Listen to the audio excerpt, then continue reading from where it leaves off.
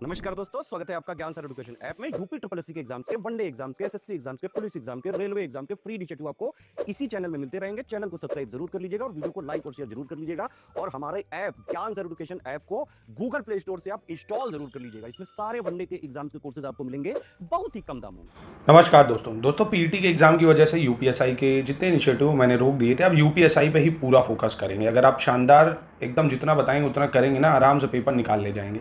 देखिए, आपको पता है सबसे ज़्यादा जो लोगों की स्ट्रॉन्ग है वो हिंदी सभी लोग लाते हैं अच्छे नंबर, है ना, मैथ्स में जी और आपकी रीजनिंग में। इसमें आपको कोशिश करना है 35 नंबर तक स्कोर आपको करना ही करना है ना, तभी आप आगे निकल पाएंगे। मेन फाइट जो है जीएस में सबसे ज़्यादा लोगों को दिक्कत होती है, तो जीएस के लिए आप क्या करें, कॉन्स्टिट्यूशन जो है वो 16 नंबर का, उसको एकदम मजबूत रखें।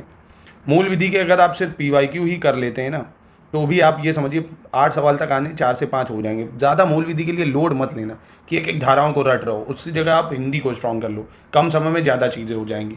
बाकी जीएस है ना, टू द पॉइंट जितना ज़रूरी है सिर्फ उतना।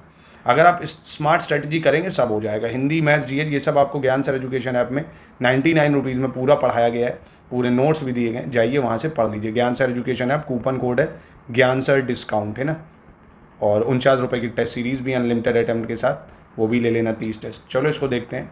पीवाईक्यूज़ को जरूर करिएगा मूल विधि के, इनमें से आपको 2-3 सवाल मिल जाएंगे निश्चित। तो इनकम टैक्स पे सवाल है, इनकम टैक्स एक्ट पे। With regard to income tax act 1961 कह रहा है DTAA स्टैंड फॉर, DTAA का फुल फॉर्म क्या है, बस ये बता दो सिंपल सा। तो इसका फुल फॉर्म क्या है, डबल टैक्सेशन अवॉइडेंस एग्रीमेंट, है ना, double taxation avoidance agreement, option D हो जाएगा। Who is the first chairperson of national human right commission, है ना, तो पीवाईक्यू उसको जरूर करिएगा। राष्ट्रीय मानवाधिकार आयोग का प्रथम अध्यक्ष कौन था, तो राष्ट्रीय मानवाधिकार आयोग यानी नेशनल ह्यूमन राइट कमीशन, इसके जो प्रथम अध्यक्ष थे वो थे जस्टिस रंगनाथ मिश्रा। कौन थे, जस्टिस रंगनाथ मिश्रा। अब पहली चीज़ ये याद रखना, नेशनल ह्यूमन राइट कमीशन बना कब था, तो 12 अक्टूबर 1993 को बना था, पहली बात ये याद रखो। दूसरी बात ये है कि स्टैट्यूटरी बॉडी है। स्टैट्यूटरी बॉडी मतलब होता है वैधानिक निकाय, मतलब वैधानिक निकाय मतलब बाकायदा कानून बना के इसको बनाया गया है ना, वैधानिक निकाय है, कॉन्स्टिट्यूशनल नहीं है क्योंकि पहले से कॉन्स्टिट्यूशन में नहीं था। वैधानिक निकाय है ना, इसको याद रखना, 1993 में बना, इसको याद रखना। और बाकी नेशनल ह्यूमन राइट कमीशन के बारे में और भी डिटेल चीज़ें वो पॉलिटी में हम लोग क्लियर करेंगे, कितने मेंबर होते हैं, प्रेसिडेंट इनको अपॉइंट करता है, पर अपॉइंट भी करता है तो एक कमेटी के थ्रू करता है जिस कमेटी में 6 मेंबर होते हैं। तो ये सब हम लोग आगे करेंगे। इसका टर्म बस याद रख लेना, इसका टर्म जो है जो चेयरपर्सन का 3 साल होता है या 70 साल, जो भी पहले हो जाए, है ना, और रीअपॉइंटमेंट भी इनकी हो सकती है। तो ये सब चीज़ें डिटेल में कर लेंगे, चैप्टर इंपॉर्टेंट है। अगला है dash led to the wild life protection bill, यानी डैश के फलस्वरूप वन्यजीव संरक्षण विधेयक 2013 बनाया गया है। तो ये किसके थ्रू बनाया गया है, तो ये बनाया गया आपका साइट्स के थ्रू। किसके थ्रू, साइट्स, है ना, साइट्स के थ्रू। इसका फुल फॉर्म भी पूछ सकता है, तो याद रखना, convention on international trade in endangered species, convention on international trade in endangered species, ठीक है। फिर कह रहे United province revenue officer regulation was pass which of the following year, यानी संयुक्त प्रांत राजस्व अधिकारी विनियमन, संयुक्त प्रांत राजस्व अधिकारी विनियमन किस वर्ष पारित किया गया था, तो इसको किस वर्ष पारित किया गया था, 1803 में। कब करा गया, 1803 में, ठीक है। नेशनल ह्यूमन राइट कमीशन कब बना, 12 अक्टूबर 1993 को। याद रखना पीवाईक्यूज़ को जरूरी है वाले मूल विधि के स्पेशली। फिर कह रहा, किसी न्यायालय द्वारा जब अपराध के लिए किसी व्यक्ति के खिलाफ मुकदमा चलाया जाता है तो उसके लिए किस शब्द का उपयोग होता है। What term refer to a person who is tried by a court for a crime, है ना। तो किसी भी न्यायालय में जब जैसे किसी व्यक्ति के खिलाफ मुकदमा चल रहा है, मेरे खिलाफ मुकदमा चल रहा है, तो मैं क्या कहलाऊंगा, तो मैं कहलाऊंगा अक्यूज्ड, अभियुक्त। क्या कहलाऊंगा, अक्यूज्ड कहलाऊंगा, अभियुक्त कहलाऊंगा, ठीक है। फिर कह रहा, pre conception and pre natal diagnostic technique जो है act 1994 is an act of parliament of India enacted to stop, यानी जो गर्भाधान पूर्व और प्रसव पूर्व निदान तकनीक अधिनियम है 1994, वो भारत की संसद का एक अधिनियम है जिसे किसे रोकने के लिए अधिनियमित किया गया था, तो ऑब्वियसली किसको रोकने के लिए किया जाएगा, फीमेल फोर्टिसाइड, कन्या भ्रूण हत्या, ठीक है, याद रखिएगा। इसके बाद सेंट्रल जू अथॉरिटी कह रहा कब बनी थी, केंद्रीय चिड़ियाघर प्राधिकरण। तो केंद्रीय चिड़ियाघर प्राधिकरण सेंट्रल जू अथॉरिटी, इसका निर्माण हुआ 1992 को। कब हुआ, 1992 को हुआ, ठीक है। फिर कह रहा, procedure to be followed by advisory board constituted under the national security act is found in which section of the act, यानी राष्ट्रीय सुरक्षा अधिनियम के तहत गठित सलाहकार बोर्ड द्वारा अपनाई जाने वाली प्रक्रिया अधिनियम की धारा किस में पाई जाती है, तो ये किस में पाई जाती है? ये पाई जाती है धारा 11 में। किस में पाई जाती है? धारा 11 या सेक्शन 11 में। फिर कह रहा है which state government in India has launch Jan Soochna portal to provide information about the government offices and authorities, यानी किस राज्य सरकार ने सूचना का अधिकार अधिनियम 2005 के तहत सरकारी कार्यालयों और प्राधिकरणों इनके बारे में जानकारी प्रदान करने के लिए जन सूचना पोर्टल लॉन्च किया था। तो ये जन सूचना पोर्टल जो है लॉन्च किया गया राजस्थान के द्वारा। किसके द्वारा? राजस्थान के द्वारा।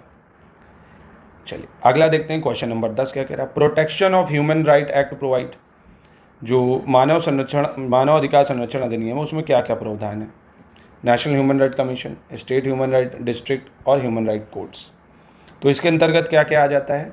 बहुत ही आसान है। देखिए पहली चीज़, डिस्ट्रिक्ट वाला नहीं आएगा, बाकी आ जाएंगे। नेशनल ह्यूमन राइट है, स्टेट ह्यूमन राइट कमीशन है और ह्यूमन राइट कोर्ट्स आ जाएगा। ठीक है, मानवाधिकार संरक्षण अधिनियम में याद रखना ये 3 चीज़। और ये बना कब है? 1993 में 12 अक्टूबर को बना है। जरूर याद रखो, इंपॉर्टेंट है, पूछा जा सकता है। Amount arrive after adding income under 5 heads of income, ये इकोनॉमी का है थोड़ा। आय के 5 मदों के तहत दी गई आय को जोड़ने के बाद जो प्राप्त होती है राशि, आय के 5 मदों के तहत दी गई आय को जोड़ने के बाद जो राशि प्राप्त होती है उसको बोला जाता है ग्रॉस टोटल इनकम, सकल कुल आय। ठीक है, क्वेश्चन नंबर 12 देख लेते हैं क्या कह रहा है? Assessment and determination of market value of land acquired under the right to fair compensation and transparency in land acquisition rehabilitation resettlement act 2013, यानी भूमि अधिग्रहण वाला जो कानून है उस पर बेस सवाल है कि भूमि अधिग्रहण, पुनर्वास और पुनर्स्थापन अधिनियम 2013, इसमें उचित मुआवजा और पारदर्शिता के अधिकार के तहत अधिग्रहित भूमि के बाजार मूल्य का आकलन और निर्धारण कौन करता है? तो ये करता है कौन? ये करेगा आपका डिस्ट्रिक्ट कलेक्टर। कौन करेगा? डिस्ट्रिक्ट कलेक्टर करेगा आपका। ठीक है, समहर्ता जिसको बोलते थे मॉडर्न पीरियड में, वही डिस्ट्रिक्ट कलेक्टर हो जाएगा। क्वेश्चन नंबर 13 पे आ जाते हैं। Whom among the following has the power to remove the chairperson और any member of state human right commission. तो ह्यूमन राइट कमीशन पे आप देख रहे हो भर भर के सवाल है। मानवाधिकार आयोग, जो राज्य के मानवाधिकार आयोग की बात कर रहा है, उसके अध्यक्ष या किसी अन्य सदस्य को हटाने का अधिकार किसको प्राप्त है? तो ये अधिकार किसको मिलेगा? प्रेसिडेंट ऑफ इंडिया को मिलेगा। गवर्नर मत टिक कर देना। किसको मिलेगा? राष्ट्रपति को मिलेगा। तो एक टॉपिक नोट कर लो, state human right commission, national human right commission. इनको अच्छे से पढ़ना है, चाहे तो आज ही पढ़ लेना या बताना, मैं इस पर अलग से वीडियो पॉलिटी में दूंगा। PYQ कराने का यही मतलब आप एनालिसिस करते जाओ कि ये टॉपिक ज़्यादा ज़रूरी है, इनसे सवाल बार बार आ रहा है, तो इन टॉपिक को आपको करना है।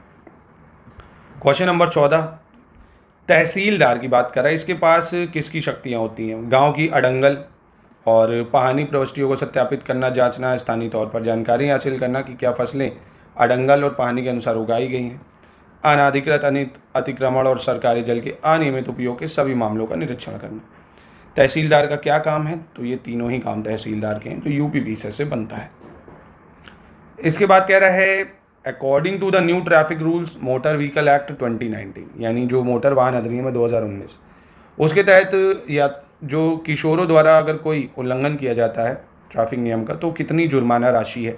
अगर जुवेनाइल कोई ऐसे काम कर देता है जिससे ट्रैफिक रूल्स ब्रेक होते हैं, तो 25,000 रुपये की जुर्माने राशि इसमें लगाई गई है। ठीक है, फिर कह रहा भारतीय दंड के संहिता के अनुसार किसी अपराधी को कितने प्रकार की सजाएं दी जा सकती हैं? तो अब ये IPC में पहले 5 प्रकार की सजाएं थी। कितने प्रकार की सजाएं थी? 5 प्रकार की सजाएं थी, पर अब वो बढ़ के 6 प्रकार की सज़ा हो गई। ये पूछा जा सकता है भाई, बहुत इंपॉर्टेंट है, पूछा जा सकता है। पहले तो आपको देखो मृत्यु की सज़ा हो सकती है ना, मृत्यु सज़ा हो सकती है, कारावास हो सकता है आपको। अब कारावास भी 2 तरीके का है भाई, साधारण भी हो सकता है, कठोर भी हो सकता है। आजीवन कारावास हो सकता है आपको। क्या हो सकता है? आजीवन कारावास हो सकता है। फाइन लग सकता है आप पे। क्या लग सकता है? फाइन लग सकता है। तो 1-2 है ना। और एक और जोड़ा गया है कम्युनिटी सर्विस, है ना, कम्युनिटी सर्विस, यानी सामाजिक कार्य भी आपसे कराया जा सकता है। सामुदायिक कार्य ना, जो लोगों को हेल्प करे, वो भी कराया जा सकता है। तो अब 6 प्रकार की सज़ा, IPC में 5 थी, BNS में 6 टाइप की हो गई हैं। इसके बाद कह रहा राष्ट्रीय सांप्रदायिक सद्भाव प्रतिष्ठान को किस वर्ष स्थापित किया गया है? National foundation for communal harmony. तो इसको स्थापित किया गया है कब? 1992 को, है ना। तो जब सेंट्रल जू अथॉरिटी बनी है इसी ईयर में, और इसी ईयर में national foundation for communal harmony भी इस्टेब्लिश हुई है, यानी राष्ट्रीय सांप्रदायिक सद्भाव प्रतिष्ठान वर्ष। ठीक है, चलो इसको ध्यान से पढ़ो। निम्नलिखित में से कौन सी सरकारी एजेंसी है जो दोषी व्यक्तियों के फिंगरप्रिंट रिकॉर्ड के लिए राष्ट्रीय भंडार गृह के रूप में कार्य करती है। यानी कौन सी गवर्नमेंट एजेंसी जो फंक्शन करती है, national store house for fingerprint record of convicted persons. तो ये एजेंसी है आपकी कौन सी, ये है NCRB, national crime record bureau, national crime record bureau. फिर कह रहा किसी व्यक्ति द्वारा दिया गया जो दान है आयकर अधिनियम 1961 की किस धारा के तहत कटौती योग्य है। Donation offered by a person is deductible under dash of the income tax act. ये इंपॉर्टेंट है, आपसे फिर से पूछा जा सकता है ये, है ना। तो ये धारा 80G में आता है ना, कि किसी भी व्यक्ति द्वारा दिया गया दान सर आयकर अधिनियम 1961 की धारा 80G के तहत कटौती योग्य है। ठीक, तो दान करते हो अगर, वो भी कटौती योग्य है, इनकम टैक्स एक्ट 18G। ठीक, फिर कह रहा है भूमि अधिग्रहण, पुनर्वास और पुनर्स्थापन विधेयक में उचित मुआवजा और पारदर्शिता का अधिकार वर्ष किस में पेश किया गया, यानी right to fair compensation and transparency in land acquisition, rehabilitation and resettlement bill was introduced in the year. तो ये इंट्रोड्यूस्ड हुआ 2015 में। ठीक है, कब इंट्रोड्यूस्ड हुआ, 2015 में। ठीक है, तो याद रखिएगा इसको। तो आई होप आपको ये मज़ा आया होगा करके। ये 20 क्वेश्चनों को मेरे भाई प्लीज़ अच्छे से याद कर लीजिएगा, आपके बहुत काम आने वाले। और अपने स्लॉट को बनाइए, हिंदी के, GS के, मैथ्स के, रीजनिंग के 4 स्लॉट्स को। ज्ञान सर एजुकेशन ऐप से एक वीडियोस देखिए, क्लासेस को, वहाँ के जो नोट्स दिए हैं पूरे ऑफिशियल सिलेबस को फॉलो करते हुए पॉइंट वाइज नोट्स हैं, डेली उनको पढ़िए, रिवीजन करिए। ठीक है, जितना ज़्यादा हो सके रिवीजन करेंगे ना, बार बार चीज़ें आसान हो जाएंगी। और जो बताया है इन पे ज़्यादा फोकस करिए, रीजनिंग पे, मैथ्स पे, हिंदी पे, इनमें आपको 35 लाना है। GS में मूल विधि को कम आगे PYQs वगैरह कर लीजिए। और कॉन्स्टिट्यूशन को अच्छे से करिए, 16 नंबर का है, 16 नंबर की GS है, मूल विधि 8 ही की है ना। तो GS को भी जितना बताएंगे टू द पॉइंट ज्ञान सर एजुकेशन ऐप में, उतना ही आप पढ़ लेंगे तो हो जाएंगी चीज़ें आपकी। मिलते हैं नेक्स्ट वीडियो में। चैनल को सब्सक्राइब कर लीजिएगा अगर नए हैं, और ऐसे वीडियोज़ लगातार चाहिए तो ये वीडियो को लाइक ज़रूर कर लीजिए।